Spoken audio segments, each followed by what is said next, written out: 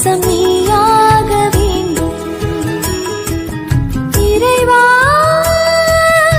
இறைவா குந்தன் மடி சாய்ந்து விழி மூட வேண்டும். சுழுது சாய்ந்து இருள் பரந்த இதயம் வந்தாய். விடியும் போதும் விழிகள் மூடாதருகில் நின்றாய். வழியறியா இருளில் நீயும் ஒளியாய் வந்தாய். ஒளி பறந்து உயிரில் நீயும் உறவாய் நின்றாய்.